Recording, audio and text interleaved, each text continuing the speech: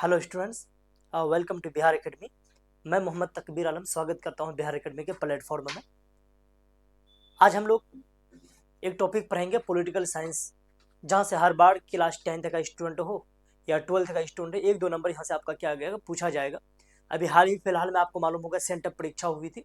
इस सेंटअप परीक्षा में बहुत सारे ऐसे क्वेश्चन जो है यहाँ खास करके 12th क्लास में बहुत सारे क्वेश्चन पूछा गया था, और 10th के लिए भी जो है ना अति आवश्यक है। जो भी स्टूडेंट 9th का है 11th है, वो भी आप इस वीडियो को क्या कीजिए, अच्छे तरीके से देख करके कॉपी में नोट कर लीजिए, ताकि जो है ना कोई भी क्वेश्चन आपका आने वाले समय में नहीं छूटे। तो चलिए आज हम लोग टॉपिक जो पढ़ेंगे, ये टॉपिक होगा हम लोगों का प्रधानमंत्री से रिलेटेड टॉपिक है। किससे रिलेटेड है? तो प्रधानमंत्री से रिलेटेड, ये याद रखिएगा। देखिए यहाँ लिखा हुआ क्या चीज, प्रधानमंत्री है ना, जिसको हम लोग क्या बोलते हैं, प्राइम मिनिस्टर के नाम से भी जानते हैं। देखो प्रधानमंत्री को हम लोग वजीर आजम यानी उर्दू में वजीर आजम भी बोलते हैं। यहाँ लिखा हुआ क्या है कि भारत में जो है ना संसदीय व्यवस्था अपनाया गया। भारत में क्या संसदीय व्यवस्था है? भारत में जिसको हम लोग पार्लियामेंट्री सिस्टम बोलते हैं, है ना। इसमें दो हेड होते हैं। कितने हेड होते हैं? दो हेड होते हैं। एक होता है नाम मात्र का हेड और एक होता है वास्तविक हेड। नाम मात्र का हेड जो होता है ना वो राष्ट्रपति होता है। तो पूछा जाएगा इस तरह कि भारत में जो है ना नाम मात्र का हेड कौन होता है? तो भारत का जो नाम मात्र का हेड है वह देश के हमारे राष्ट्रपति नाम मात्र के हेड है। जबकि वास्तविक हेड जो है ना वो प्रधानमंत्री होता है। प्रधानमंत्री जिसे हम लोग प्राइम मिनिस्टर के नाम से भी जानते हैं, तो हमारे देश के वो प्रधानमंत्री वो वास्तविक हेड होते हैं, रियल हीरो होते हैं। क्लियर है? तो यहाँ से दो पॉइंट पूछेगा कि भारत का नाम मात्र का हेड किसे कहा गया है? राष्ट्रपति नाम मात्र का हेड होता है। वास्तविक हेड कौन होता है? तो वास्तविक हेड हमारे देश के प्रधानमंत्री होते हैं। तो जो भी देश के प्रधानमंत्री है वो ये होंगे वास्तविक हित। यहाँ लिखा हुआ अनुच्छेद 74, कौन सा 74? अनुच्छेद 74 के तहत राष्ट्रपति की सहायता के लिए क्या होता है, एक मंत्री परिषद का गठन किया जाता है ना। देखिए उनके मंत्री परिषद जो बहुत सारे मंत्री को मिला करके हम लोग क्या बोलते हैं, मंत्री परिषद के नाम से जानते हैं। जैसे देश में अगर देखेंगे, गृह मंत्री है, रेलवे मंत्री है, परिवहन मंत्री है, वित्त मंत्री है, विदेश मंत्री है, तो बहुत सारे मंत्री है। तो यही कहा गया है कि जो ना अनुच्छेद 74 के तहत राष्ट्रपति की सहायता के लिए मंत्री परिषद का गठन किया गया। किसका? मंत्री परिषद का गठन। और अनुच्छेद 75 क्या कहता है? अनुच्छेद 75 कहता है कि उस मंत्री परिषद का जो हेड होगा वो देश का प्रधानमंत्री होगा। देखिए कोई भी देश का जो प्रधानमंत्री होता है ना वह मंत्री परिषद का हेड होता है। देखते हो ना, कभी कभी अगर बात करेंगे, यदि प्रधानमंत्री अगर रिजाइन दे देगा, इस्तीफा दे देगा, तो सारे मंत्री का क्या होता है, पद जो ना ऑटोमेटिक समाप्त हो जाएगा। लेकिन इनमें से कोई एक मंत्री अगर पद को छोड़ देता है तो सारे प्रधान यानी मंत्री का पद जो है ना हटेगा नहीं। तो सिर्फ प्रधानमंत्री के छोड़ने के बाद सारे जो है ना मंत्री वगैरह का क्या होता है, पद ऑटोमेटिक समाप्त हो जाता है। तो इसलिए कहा गया है मंत्री परिषद का जो हेड होता है वह हमारे देश के प्रधानमंत्री होते हैं। अगर पूछेगा इसी में राज्य के मंत्री परिषद का हेड कौन होते हैं, तो राज्य के मंत्री परिषद के हेड जो है ना वो मुख्यमंत्री होते हैं। मान लीजिए अभी जो मुख्यमंत्री है नीतीश कुमार जी, अभी जिस पार्टी से भी हो बहुत अच्छी बात है, लेकिन अगर मान लीजिए अपना वो पार्टी को छोड़ करके किसी दूसरे पार्टी में वो चले जाते हैं, तो सारे मंत्री जितने भी मंत्री भी बनाए गए तमाम मंत्री का पद क्या होगा, ऑटोमेटिक समाप्त हो जाएगा। तो यह बात आपको क्या करना, ध्यान में रखना।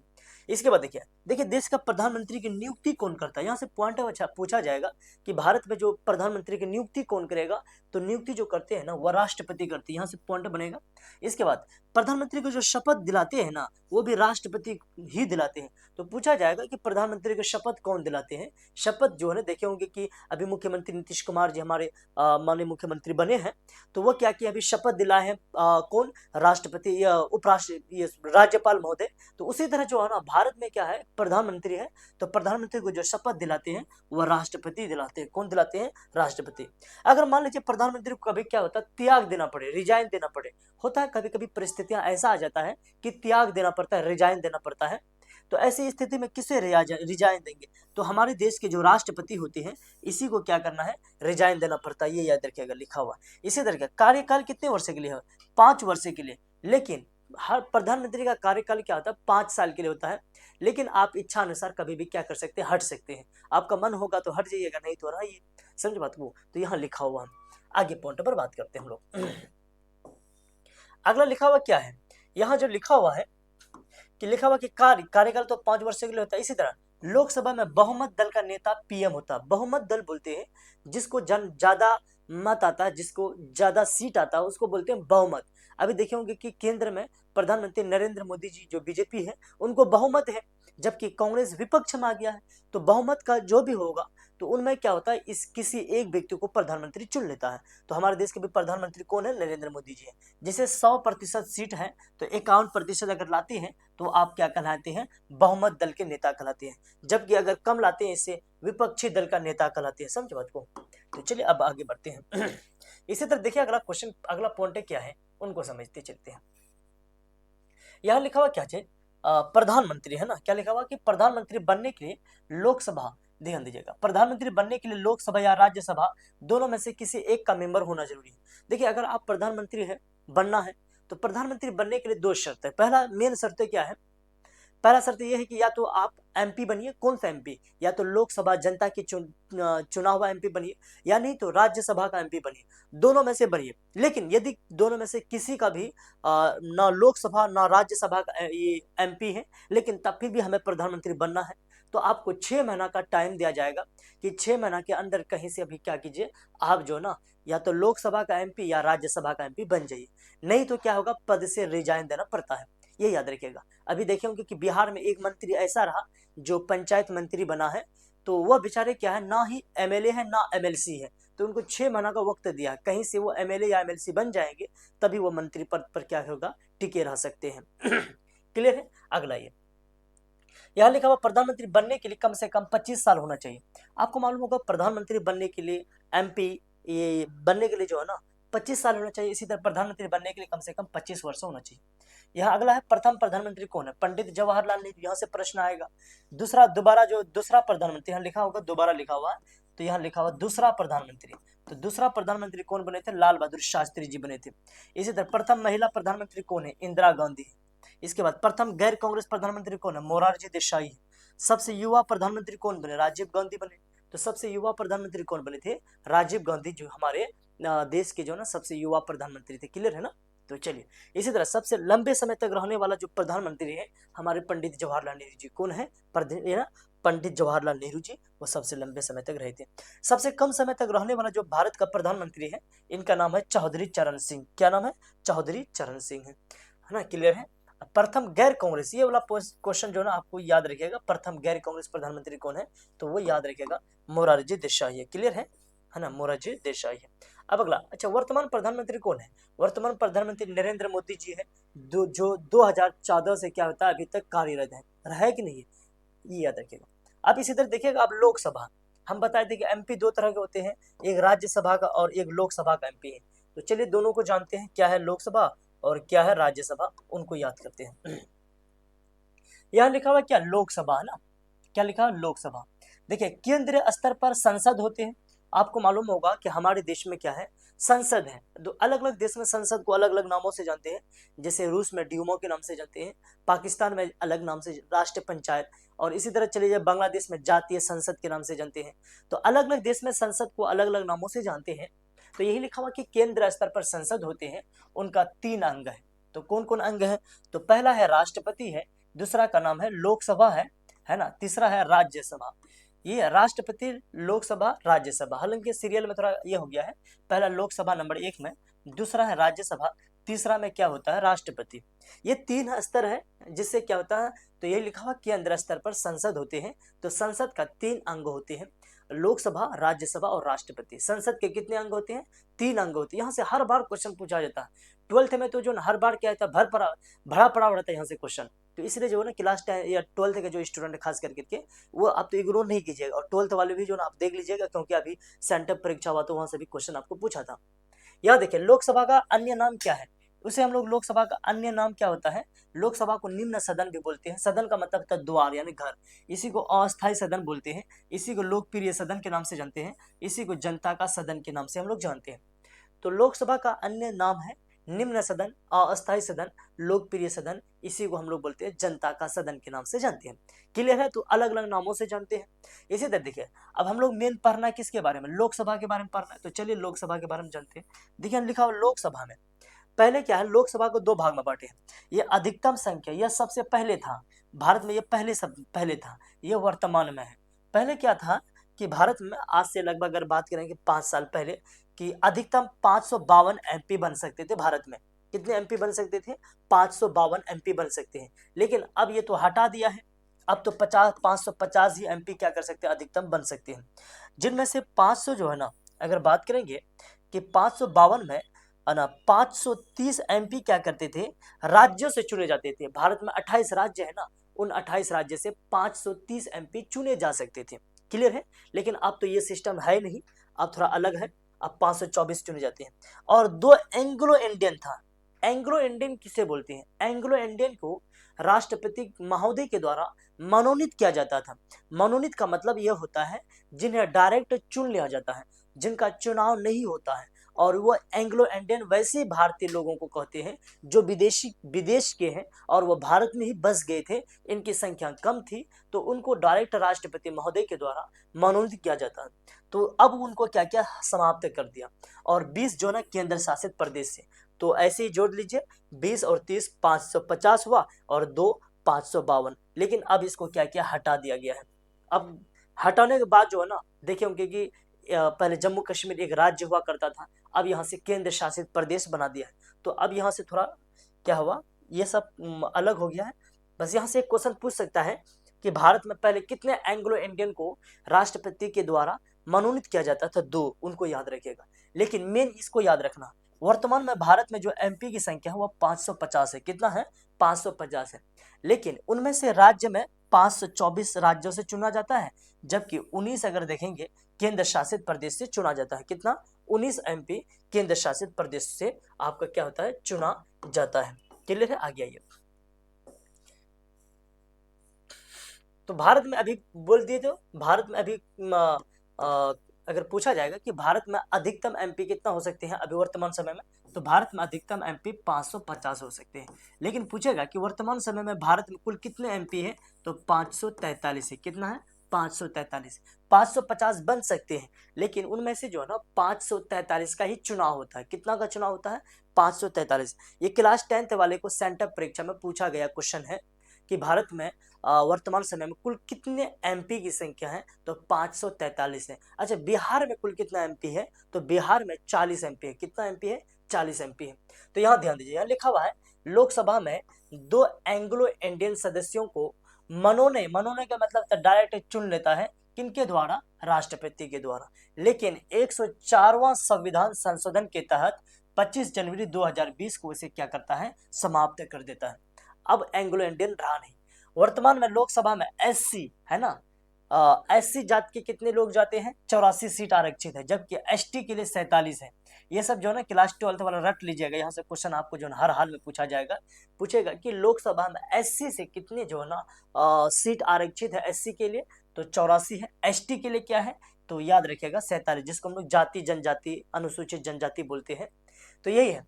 इसके देखिए लोकसभा में प्रथम अध्यक्ष कौन बना था, तो लोकसभा के जो प्रथम अध्यक्ष बने थे गणेश वासुदेव मावलंकर। कौन नाम था? गणेश वासुदेव मावलंकर जो है ना लोकसभा के प्रथम अध्यक्ष थे। क्लियर है? अच्छा, वर्तमान अध्यक्ष कौन है, तो वर्तमान अध्यक्ष ओम बिरला जी है। कौन है? ओम बिरला, ये याद रखिएगा, यहाँ लिखा हुआ है वर्तमान अध्यक्ष ओम बिरला है। क्लियर है? इसी तरह ध्यान दीजिएगा, संसद में 60 दिन तक बिना बताए यदि उपस्थित रहेंगे तो आपको पद से हटा दिया जाएगा। यहाँ से एक प्रश्न आएगा, कोई भी जो ना संसद है महोदय, तो वो क्या करेगा, अगर बिना बताए हुए 60 दिन तक क्या होता है, अनुपस्थित रहता है, प्रेजेंट नहीं होते हैं, तो ऐसी परिस्थितियां उनकी पद को क्या करेगा, समाप्त कर दिया जाएगा। क्लियर है? तो ये बात को आप याद रखिएगा। अगला है प्रमुख राज्यों में लोकसभा सदस्यों की संख्या। तो भारत के कौन कौन राज्यों में कितना एमपी है, उनको याद रखिएगा। जैसे कि देखेंगे कि भारत में जो ना अगर सबसे अधिक लोकसभा की संख्या है, तो उत्तर प्रदेश में, कहाँ पर है, यूपी में। कितना है, तो 80 एमपी है ना, सबसे ज्यादा है। महाराष्ट्र में 48 हो गया, पश्चिम बंगाल में 42 है, बिहार में कितना है, 40 है। तो क्लास 10th वाले जो स्टूडेंट है इसको याद रखिएगा कम से कम, और इनको याद रखना कि भारत में कुल 543 एमपी है। क्लियर? चलिए आगे बढ़ते हैं। तो ये लोकसभा का एमपी हुआ। अगला ये राज्यसभा के एमपी, जहां से ऑब्जेक्टिव क्वेश्चन आएगा। देखिए यहाँ से सब्जेक्टिव क्वेश्चन बहुत कम आता है। यहाँ क्या लिखा हुआ है, राज्यसभा है ना, राज्यसभा। एमपी दो तरह के होता है, एक लोकसभा का एमपी और एक होता है राज्यसभा का एमपी। क्लियर है? तो यहाँ लिखा हुआ राज्यसभा के अन्य नाम है, इसे हम लोग उच्च सदन बोलते हैं, इसे विशेषज्ञ सदन बोलते हैं, इसे अस्थायी सदन बोलते हैं, इसे अप्रत्यक्ष सदन के नाम से भी जानते हैं। देखिए उच्च सदन, अपर हाउस, विशेषज्ञ सदन का मतलब है कि वैसा इसमें जो है ना ऐसे एमपी चुन करके जाते हैं जो पढ़े लिखे होते हैं, ये याद रखिएगा। इस अस्थायी सदन, अस्थायी सदन इसलिए बोले क्योंकि इसका विघटन होता ही नहीं, हर 2 वर्ष में इसका चुनाव होते रहता है। इसके बाद अप्रत्यक्ष सदन इसलिए बोले क्योंकि इसका चुनाव होता ही नहीं, चुनाव होता है तो जनता के द्वारा चुनाव नहीं जाता है, बल्कि जनता के जो चुनाव है एमपी होते हैं, एमएलए होते हैं, वैसे लोग क्या करते हैं, उनको चुनते हैं। यहाँ लिखा हुआ क्या, राज्यसभा का सदन है ना, राज्यसभा का सदन क्या है, सदस्य लिखाना चाहिए, तो राज्यसभा का सदस्य होना चाहिए, सदस्य है ना, सदस्य, राज्यसभा का सदस्य। देखिए अधिकतम जो है ना भारत में राज्यसभा का सदस्य कितना 250 बन सकते थे, लेकिन वर्तमान में क्या है कि 245 आप क्या कर सकते हैं, वर्तमान में पूछा जाएगा कि वर्तमान में भारत में कुल कितने राज्यसभा के सदस्य हैं, तो 245 है। कितना है, बन कितना सकते हैं, अधिकतम 250 बन सकते हैं। अच्छा, इनमें से क्या होता है, पहले 238 जो है ना राज्यों से निर्वाचित होता था और 12 सदस्य क्या होता था, राष्ट्रपति के द्वारा मनोनीत किया जाता है। ये क्वेश्चन पूछा जाएगा, यहाँ से पूछा जाएगा, पूछा यह जाएगा कि राज्यसभा के कितने सदस्यों को राष्ट्रपति के द्वारा मनोनीत किया जाता है। देखिए मनोनीत का मतलब यही हुआ, यानी वैसे सदस्य जिनका चुनाव नहीं होता है, बल्कि क्या होता है, राष्ट्रपति के द्वारा डायरेक्ट उसे चुन लिया जाता है, उसी को बोलते हैं हम लोग मनोनीत करना। क्लियर है, तो चलिए, तो यही लिखा हुआ कि 12 सदस्यों को राष्ट्रपति के द्वारा मनोनीत किया जाता है। तो अभी वर्तमान में कुल कितने हैं राज्यसभा का एमपी है, 245, जिसमें से 233 निर्वाचित होते हैं, 12 मनोनीत किया जाते हैं, है ना। ये सबको कोई जरूरत नहीं इतना तो याद रखना है। मेन आपको कहाँ याद रखना है, मेन जो है ना आपको क्वेश्चन जो पूछा जाएगा, पूछेगा राज्यसभा का अन्य नाम है, विशेषज्ञ सदन पूछेगा, उच्च सदन पूछ सकता है, अस्थायी सदन, कि राज्यसभा को और किस नाम से भी जानते हैं। दूसरी बात है कि राज्यसभा में कितने सदस्य हैं, तो 245 है, और कितने सदस्य को मनोनीत करते हैं, तो 12 सदस्यों को मनोनीत करते हैं। वो 4 क्षेत्रों से मनोनीत करते हैं, जैसे कोई कला के क्षेत्र में अच्छा कर्तव्य दिखा रहे हैं, कोई विज्ञान के क्षेत्र में अच्छा कर्तव्य दिखा रहे हैं, कोई खेल की जगत में अच्छा दिखा रहे हैं, कोई साहित्य के क्षेत्र में अच्छा जो ना कर्तव्य दिखा रहे हैं, साहित्य का मतलब लिटरेचर वगैरह होता है।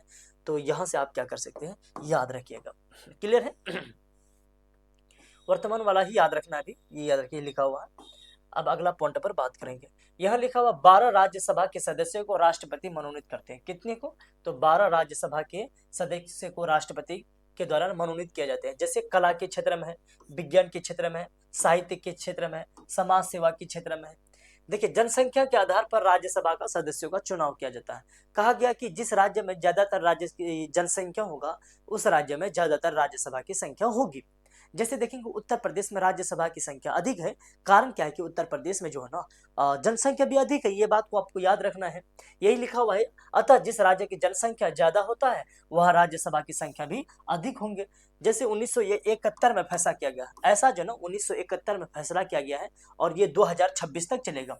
2026 के आने के बाद क्या होता है, बहुत सारी चीज चेंजिंग हो जाएगा। क्लियर है। अच्छा, राज्यसभा का कार्यकाल कितने साल के लिए होता है, राज्यसभा के कार्यकाल जो ना 6 वर्षों के लिए होता है। कितने वर्षों के लिए, 6 वर्षों के लिए, यह आपको याद रखना। राज्यसभा के सदस्यों को बनने का उम्र कितना है, 30 साल। आपको कम से कम राज्यसभा का अगर सदस्य तभी बन सकते हैं जब आपका उम्र जो है ना 30 साल होगा, और आपका कार्यकाल जो है ना 6 वर्षों के लिए होता है। हम आपको बताए हैं कि 2 वर्ष में क्या होता है, इनका कार्यकाल समाप्त होता है, ये 2 वर्ष में चुनाव होता है। जैसे एग्जाम्पल में अगर बात करेंगे, 2014 हम लोग देते हैं, एक है 2016 हो गया, एक 2018 हो गया, और एक 2020 हो गया। अब देखो कि मान लीजिए क्या है, 99 इसमें चुने, 99 इसमें है, और 99 इसमें है। तो देखिए जो 2014 को जो चुन रहे 99 का, इसका कार्यकाल 6 साल कब होगा, 6 साल 2020 तक आते आते इसका 6 साल हो जाएगा। जैसे 6 साल होगा तो इनका पद क्या हो जाएगा, ऑटोमेटिक समाप्त हो जाएगा, और 2020 को क्या करेगा, 99 राज्यसभा के सदस्यों को चुन लेगा। क्लियर है। इसके बाद इसी तरह 2016 को जो चुने थे, इसका कार्यकाल कितना साल के लिए हो, कितना साल में होगा, 2022। देखिए यह अस्थायी है, सभी का पद 1 साल नहीं समाप्त होता है, 1/3 पद क्या होता है, हर 2 साल में समाप्त हो जाता है। इतना बात को याद रखिएगा, 1/3 यहाँ से पूछता है, 1/3। अब देखिए राज्यसभा के जो प्रथम सभापति बने हैं, जिसका नाम था डॉक्टर सर्वपल्ली राधाकृष्णन थे। देखिए सभापति का मतलब क्या होता है, जैसे देखेंगे लोकसभा में जो अध्यक्ष होता है ना स्टूडेंट, वैसे ही राज्यसभा में अध्यक्ष होता है, उसको अध्यक्ष ना बोल करके सभापति बोलते हैं। जैसे भी सभापति है कौन है, तो इसका नाम भी जो ना सर्वपल्ली राधाकृष्णन के नाम से है। अभी वर्तमान में राधाकृष्णन नाम से जो भारत के जो भी उपराष्ट्रपति बनेंगे ना, वही राज्यसभा का उपसभापति बनते हैं, सभापति बनते हैं। है ना, सभापति। तो यहीं से पॉइंट पूछा जाएगा कि भारत का जो भी उपराष्ट्रपति बनेंगे वही राज्यसभा के क्या बनेंगे, सभापति बनेंगे। क्लियर है। तो पहला जो थे डॉक्टर सर्वपल्ली राधाकृष्णन जी थे। अच्छा, उसी के नाम पर जो अभी राष्ट्रपति बने हैं, ये याद रखिएगा। अगला, भारत के उपराष्ट्रपति राज्यसभा के सभापति होते हैं, है ना, कमान राज्यसभा के ही सभापति। जैसे अभी यहाँ लिखा हुआ जगदीप धनकर है, ये पहले ही टाइपिंग किया गया था, तो जगदीप धनकर अभी है नहीं। आपको मालूम होगा जगदीप धनकर जी रिजाइन दे दिए थे। क्लियर है। तो चलिए आगे आइए। अब बस यहाँ से और कुछ पॉइंट याद रखना है जहां से क्वेश्चन पूछेगा। यहाँ लिखा हुआ क्या चीज है कि उत्तर प्रदेश में राज्यसभा की संख्या अधिक है, 31 है, महाराष्ट्र में 19 हो गया, तमिलनाडु में 18 हो गया, यहाँ लिखा हुआ बिहार में 16 हो गया, पश्चिम बंगाल में 16 हो गया। इसी तरह देखिए राज्यसभा की 1/3, देखिए हम बतलाए भी थे पहले ही, 1/3 सदस्य प्रत्येक 2 वर्ष में क्या होता है, उनका पद छोड़ना पड़ता है, तथा 1/3 सदस्य का चुनाव जो है करवा लिया जाता है। अच्छा, राज्यसभा के सदस्यों का जो चुनाव होता है ना, उसको बोलते हैं अनुपातिक प्रतिनिधित्व प्रणाली, है ना, अनुपातिक प्रतिनिधित्व प्रणाली के माध्यम से उनको क्या करता है, चुना जाता है। इस बात को भी आप क्या करना है, याद रखना है। चलिए, इसी तरह देखिए राष्ट्रपति है, राष्ट्रपति को भी जान लीजिए, तीनों पॉइंटों को आपको क्लियर रखना है। बस राष्ट्रपति क्या, क्योंकि हम लोग पढ़ाए थे संसद के 3 सदन होते हैं ना, भारत में जो संसद होता है ये 3 अंग से मिलकर के बना है, लोकसभा, राज्यसभा और राष्ट्रपति। तो राष्ट्रपति तीसरा है। तो चलिए राष्ट्रपति को भी जान लेते हैं। देखिए राष्ट्रपति को कहा गया, पहला पॉइंट बनेगा, राष्ट्रपति भारत का कोई भी बनेगा ना, तो राष्ट्रपति को भारत का प्रथम नागरिक कहा गया है ना। भारत का प्रथम नागरिक किसे कहा गया है, तो भारत का प्रथम नागरिक जो कहा गया ना, तो राष्ट्रपति को भारत का प्रथम नागरिक कहा गया। क्लियर है। तो चलिए आगे बढ़ते हैं। इसी तरह देखिएगा, राष्ट्रपति बनने के लिए कम से कम 35 वर्ष होना जरूरी है। कितने साल, 35 वर्ष होना जरूरी है। अच्छा, कोई भी व्यक्ति कितना भी राष्ट्रपति हमारे देश में बन सकता है। आपको मालूम होगा कि हमारे देश में कोई भी व्यक्ति 35 साल अगर हो चुका है तो जितना बार आपको क्या करता है, चुन ले रहा, तो आप राष्ट्रपति बन सकते हैं। लेकिन अमेरिका में क्या है कि एक व्यक्ति 2 ही बार क्या कर सकते हैं, राष्ट्रपति बन सकते हैं। 2 बार बन सकते हैं कैसे, जैसे क्या होता है, इसका कार्यकाल 4 साल के लिए होता है, तो 4 दूना 8 होता है, तो 8 साल के लिए यानी 2 ही बार बन सकते हैं। जबकि भारत में ऐसा कोई प्रावधान है ही नहीं। भारत में कोई भी व्यक्ति कितने बार जो है चुनाव जीत सकते हैं, ये याद रखेगा जब तक आपका जान है। ये लिखा हुआ, अमेरिका में एक व्यक्ति 2 बार ही बन सकते हैं और इसका कार्यकाल 8 वर्ष के लिए होता है। तो ये है ना, 2 बार बने तो 8 साल, तो इसका कार्यकाल अगर देखेंगे तो 4 साल के लिए होता है। अगला, किसी भी व्यक्ति को फांसी की सजा हमारे देश के राष्ट्रपति क्या कर सकता है, माफ कर सकता है। देखिए कोई भी व्यक्ति को, आपको मालूम होगा, राष्ट्रपति की अगर फांसी की सजा है, तो फांसी की सजा को माफ करने का जो ना अधिकार होता है, वो देश के प्रधानमंत्री के नहीं होता है, ना ही मुख्यमंत्री होता है, ना ही सर्वोच्च न्यायालय के न्यायाधीश को होता है, बल्कि हमारे देश की जो भी राष्ट्रपति है वही किसी भी व्यक्ति की फांसी की सजा को माफ कर सकते हैं।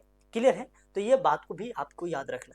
अच्छा, राष्ट्रपति का उम्मीदवार बनने के लिए कम से कम जो ना 50 ऐसे सदस्य होगा, 50 एमएलए या एमपी प्रस्तावक होना चाहिए। प्रस्तावक का मतलब है कि हम क्या करते हैं, उनको अपना जो है ना कैंडिडेट बनाते हैं।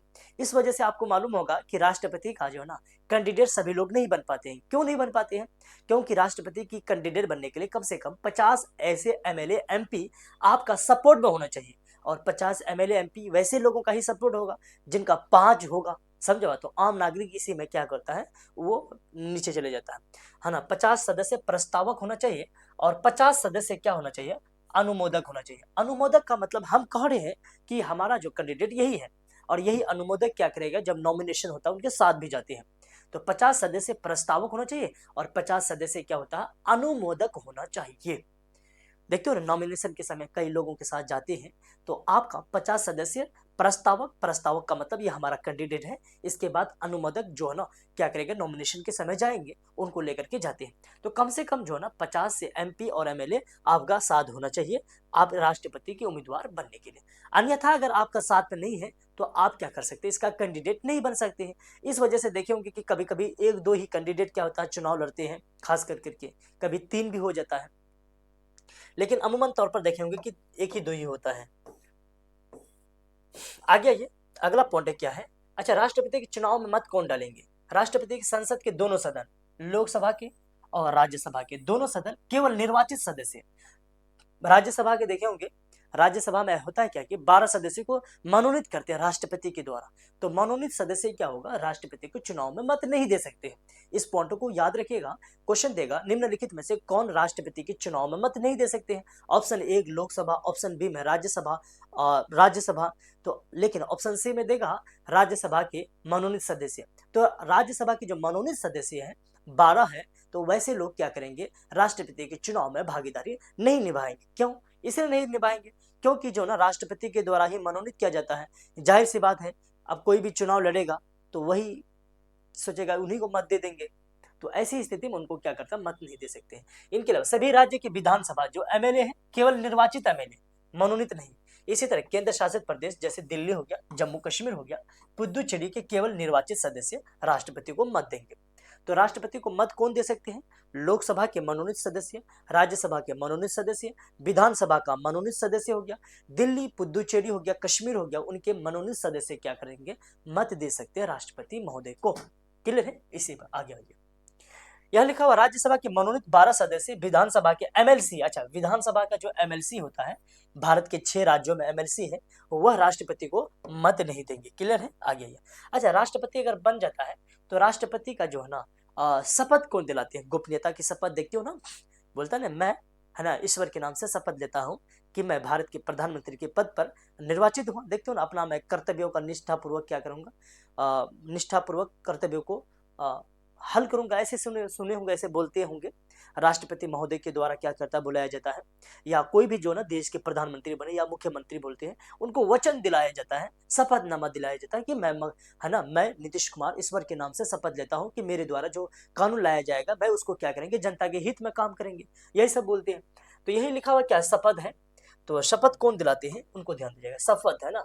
तो शपथ जो ना राष्ट्रपति को जो दिलाते हैं, हमारे देश के जो मुख्य न्यायाधीश होते हैं ना, कौन, मुख्य न्यायाधीश, मुख्य न्यायाधीश राष्ट्रपति को क्या कहलाते हैं, शपथ दिलाते हैं, मुख्य न्यायाधीश। अगर मुख्य न्यायाधीश ना हो तो सुप्रीम कोर्ट के जो ना वरिष्ठ जो सदस्य होते हैं, वरिष्ठ जो जज होते हैं, वही क्या करेंगे, दिला सकते हैं।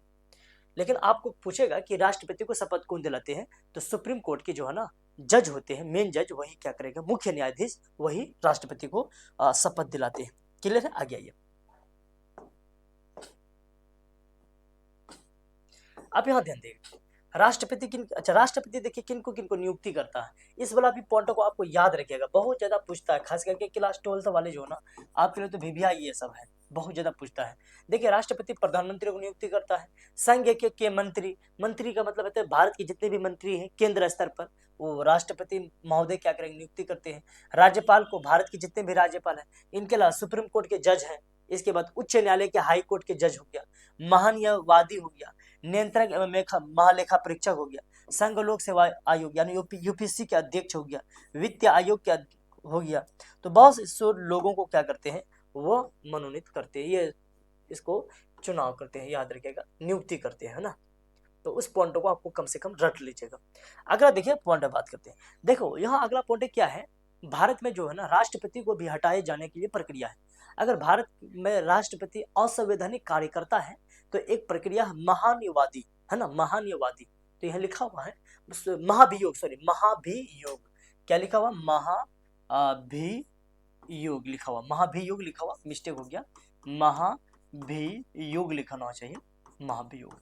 मान लीजिए भारत के राष्ट्रपति असंवैधानिक कार्य कर रहे हैं, संविधान से हट करके कार्य कर रहे हैं, तो लोकसभा में क्या होगा, महाभियोग की प्रक्रिया लाया जाएगा। महाभियोग का मतलब है कि राष्ट्रपति जो असंवैधानिक कार्य करता है, इसलिए इसको हटाया जाए। तो यह पूछेगा कि भारत के राष्ट्रपति को महाभियोग की प्रक्रिया के द्वारा हटाया जा सकता है। यह प्रक्रिया संसद के किसी भी सदन, चाहे लोकसभा हो या राज्यसभा में, शुरू की जा सकती है। यह प्रस्ताव 14 दिन के पूर्व ही सूचना सदन पर पहुंचा दिया जाएगा 1/4 सदस्य द्वारा। अगर मान लीजिए आपको हटाना है राष्ट्रपति को, लोकसभा हो या राज्यसभा, किसी भी सदन में आप क्या कर सकते, प्रस्ताव ला सकते हैं। लेकिन क्या कीजिए, लगभग अगर बात करेंगे 14 दिन पहले ही आप क्या कीजिए, सूचना दे दीजिए, है ना, सदन को सूचना दे दीजिए कि हम जो ना इनके खिलाफ महाभियोग की प्रक्रिया लाए रहे। क्लियर है, आगे आइए। अब देखिए हम लोग यहाँ से पॉइंट पूछा जाएगा, जैसे प्रथम राष्ट्रपति कौन बने, डॉक्टर राजेंद्र प्रसाद है। प्रथम मुस्लिम राष्ट्रपति डॉक्टर जाकिर हुसैन। प्रथम महिला राष्ट्रपति प्रतिभा देवी सिंह पाटिल। और वर्तमान जो राष्ट्रपति बने हैं उनका नाम क्या है, द्रौपदी मुर्मू। तो ये आप अगला उपराष्ट्रपति है, उपराष्ट्रपति को हम लोग क्या करेंगे नेक्स्ट वीडियो पर पढ़ेंगे। तो उम्मीद करते हैं कि आपको वीडियो अच्छा लगा होगा। अगर वीडियो अच्छा लगा है आप क्या कीजिए दोस्तों को शेयर कर दीजिएगा, सब्सक्राइब कर दीजिए और कमेंट पर जो है ना कैसा आपको फील हुआ आप क्या कीजिए आप कमेंट पर जो है ना लिख कर करके भेजिए, ताकि हम आपका कमेंट को पढ़ें और आपके लिए जो है ना जो भी आपका सवाल है उनका हम क्या कर सकते हैं अच्छा तरीके से जवाब दे सकते हैं। बाकी आज क्लास यहीं तक बनेंगे और खूब मेहनत कीजिए, लगन के साथ मेहनत कीजिए, क्योंकि वक्त अब कभी करीब आ चुका, खास करके क्लास 10th वाले और 12th वाले का वक्त नहीं रहा। अब जो इतना शरारती करना है, इतना जो दौड़ भाग करना है, ये सब बिल्कुल छोड़ करके आप किताब में गहन अध्ययन की तरफ लग जाइए। तो चलिए आज यहीं तक रखेंगे। जय हिंद, जय भारत, जय बिहार। धन्यवाद।